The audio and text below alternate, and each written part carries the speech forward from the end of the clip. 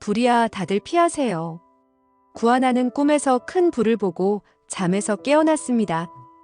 구하나는 과거에 화재 사건의 충격으로 인하여 당시의 기억을 상실했습니다. 그런데 그렇게 큰 충격으로 인하여 부분 기억 상실을 했던 사람이 또 있었습니다. 오늘은 구하나와 신여진이 어떻게 숨겨졌던 진실을 알게 되고 기쁨과 감동이 있는 행복을 누리게 되는지 말씀드립니다. 어느 날 밤 구하나는 이상한 꿈을 꾸었습니다. 꿈속에서 구하나는 뜨겁고 시뻘건 불꽃이 집을 삼키는 광경을 목격했습니다. 그녀는 눈물을 머금으며 황급히 집 밖으로 도망쳤습니다. 번쩍이는 불빛과 연기가 그녀를 무섭게 했습니다. 꿈에서 깬 구하나는 숨을 헐떡이며 많은 땀을 흘렸습니다. 침대에 앉아 창밖을 바라보며 그녀는 멍하니 자신이 방금 본 장면들을 곱씹었습니다. 도대체 무슨 꿈이지? 왜 이런 걸 본 거지? 그녀는 스스로에게 물었지만 답은 없었습니다.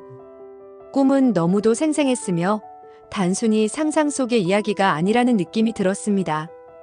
그녀의 마음 한구석에서 잊혀졌던 무언가가 깨어나는 듯한 불안감이 일었습니다. 그녀는 곧바로 자신의 과거를 찾아보기로 결심했습니다. 과거의 파편이 조금씩 떠오르자 어린 시절 머물렀던 보육원이 떠올랐습니다. 보육원으로 향하는 길은 그녀에게 익숙하면서도 낯설었습니다. 차창 밖으로 펼쳐진 길목들, 오래된 나무는 그녀의 마음을 두근거리게 했습니다. 차가 보육원 입구에 멈춰섰을 때 구하나는 보육원장을 마주했습니다. 구하나가 자신의 과거에 대해 묻자 보육원장은 말을 머뭇거렸습니다. 하나야, 내가 얼마나 힘들었는지는 나도 잘 알고 있어. 하지만 내가 이젠 그 기억에서 자유로워지길 바랐어. 보육원장의 애매한 답변은 구하나의 불안을 더욱 키웠습니다. 하지만 원장님, 그 기억들이 제 꿈속에서 계속 떠오르는데 도저히 외면할 수가 없어요. 저의 과거에 정말 무슨 일이 있었는지 알고 싶어요. 구하나의 간절한 목소리에 보육원장은 잠시 눈을 감으며 한숨을 내쉬었습니다. 하나야. 보육원장은 조심스럽게 입을 뗐습니다.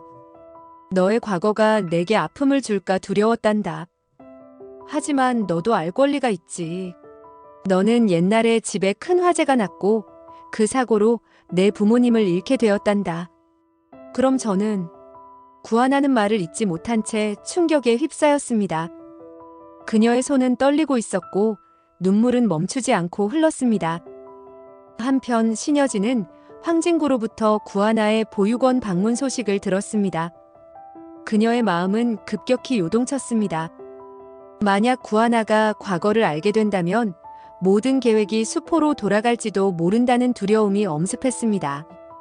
그녀는 황진구와 함께 보육원을 방문하기로 했습니다. 보육원장은 신여진을 보자 당황한 기색을 감추지 못했지만 그녀의 강렬한 설득에 입을 열었습니다. 구하나의 행복을 위해서라면 진실을 말하지 않는 것이 최선일지도 모릅니다. 신여진의 말에 보육원장은 고개를 끄덕였습니다. 그러나 보육원장은 신여진을 바라보며 조심스레 물었습니다. 회장님, 하지만 진실을 너무 오래 감춘다면 결국 큰 상처로 돌아올 수 있습니다. 확실히 준비가 되어 있으신가요? 신여진은 잠시 말을 잃었지만 이내 고개를 끄덕이며 결심을 굳혔습니다. 그러나 황진구는 보육원장의 태도에서 무언가 숨겨진 진실을 느꼈습니다. 그는 조용히 보육원장에게 물었습니다. 혹시 구하나의 과거에 대해 더 아시는 것이 있습니까? 그녀에게 중요한 사실이라면 말해주셔야 합니다. 보육원장은 잠시 망설였지만 결국 진실을 털어놓았습니다. 구하나는 과거에 집에서 큰 화재를 겪었고 그로 인해 부모를 잃고 부분 기억 상실 상태로 보육원에 맡겨졌다는 사실이었습니다. 이야기를 듣는 내내 신여진과 황진구는 서로의 눈을 마주치며 충격을 감추지 못했습니다. 신여진과 황진구는 구하나의 과거를 듣고 너무나 안타까워했습니다. 그러던 어느 날 신여진은 이상한 꿈을 꾸었습니다. 꿈속에서 그녀는 한적한 마을의 오래된 집에 서 있었습니다. 집 앞에는 자그마한 화단과 희미하게 들리는 웃음소리가 가득했습니다. 그녀는 문을 열고 안으로 들어갔습니다. 집 안에는 구하나가 새 부모들과 함께 있는 모습이 보였습니다. 행복해 보이는 그 순간 갑자기 집 한쪽에서 불길이 치솟기 시작했습니다. 불이야, 도망쳐야 해. 라는 외침이 들려왔고 순식간에 집은 불길에 휩싸였습니다. 신여진은 무언가를 잡으려 손을 뻗었지만 그녀의 손은 허공에서 멈췄습니다. 연기와 함께 모든 것이 사라지던 순간 신여진은 깜짝 놀라며 꿈에서 깼습니다. 꿈이라고 하기엔 너무나 생생한 모습이었습니다. 그녀는 숨을 헐떡이며 창밖을 바라보았습니다. 달빛이 창가를 비추고 있었지만 그녀의 머릿속은 혼란스러움으로 가득했습니다. 도대체 무슨 꿈이란 말인가? 왜 이런 것을 본 거지? 그녀는 이내 침대 옆 탁자에 놓인 물잔을 들어 한 모금 마셨습니다. 물잔을 내려놓는 손이 미세하게 떨리고 있었습니다. 신여진은 스스로에게 물었습니다. 혹시 내가 잊고 있는 무언가가 있는 걸까? 그녀는 지난 몇 년간 들춰보지 않았던 기억의 조각들을 떠올리려 노력했습니다. 특히 보육원장에게 들었던 이야기와 꿈에서 본 집이 너무도 익숙하다는 사실이 그녀를 당혹스럽게 했습니다. 어디선가 본 집이야. 그건 분명해. 그녀는 스스로를 설득하듯 중얼거렸습니다.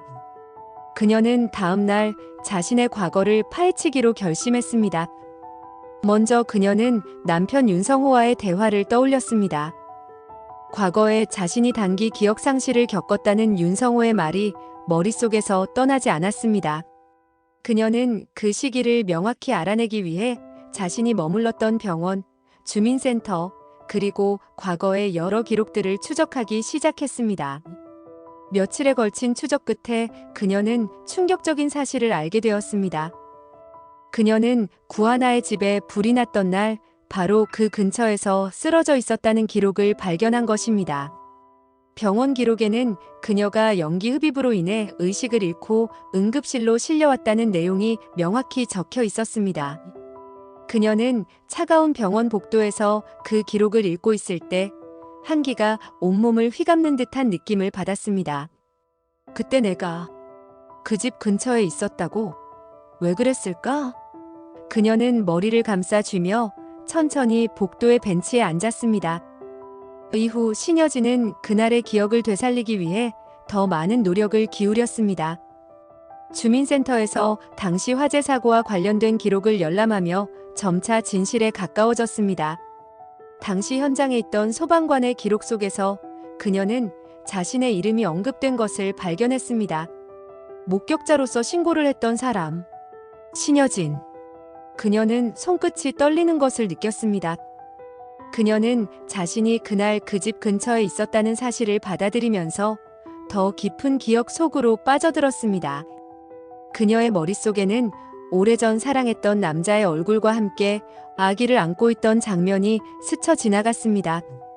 하나야, 내가 정말로 내 딸이었다니. 그녀는 마침내 모든 조각이 맞춰지는 순간을 맞이했습니다. 구하나는 신여진이 윤성호와 결혼하기 전 사랑했던 다른 남자와의 사이에서 태어난 딸이었습니다. 하지만 집안끼리 이미 혼인이 정해져서 신여진은 윤성호와 결혼을 해야 했죠. 결국 그녀는 구하나를 보육원에 보내야만 했던 것입니다. 그 후에 구하나는 보육원 근처의 집에 입양을 가게 되었고, 그녀는 구하나가 웃으며 뛰어노는 모습을 보며 멀리서 눈물을 흘렸습니다. 하지만 어느 날 보육원에서 연락이 왔습니다.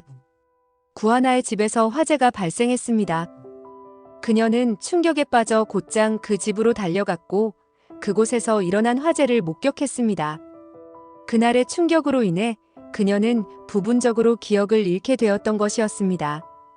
모든 진실을 알게 된 신여진은 자신이 저질렀던 과거의 선택과 실수들이 얼마나 큰 영향을 미쳤는지 깨닫고 깊은 죄책감에 휩싸였습니다. 그녀는 곧바로 구하나를 찾아갔습니다. 구하나의 얼굴을 마주한 순간 그녀는 말없이 딸을 끌어안고 눈물을 흘렸습니다. 구하나는 처음에는 당황했지만 신여진의 눈물 속에서 진심을 읽어냈습니다. 하나야, 이제 절대 널 놓치지 않을 거야. 너는 내 딸이야, 정말로 내 딸이야. 신여진의 목소리는 떨렸고 그녀의 품속에서 구하나는 진정한 사랑을 느꼈습니다. 구하나가 과거의 아픔을 이겨내고 행복한 미래를 이루길 바라신다면 구독과 좋아요를 부탁드립니다.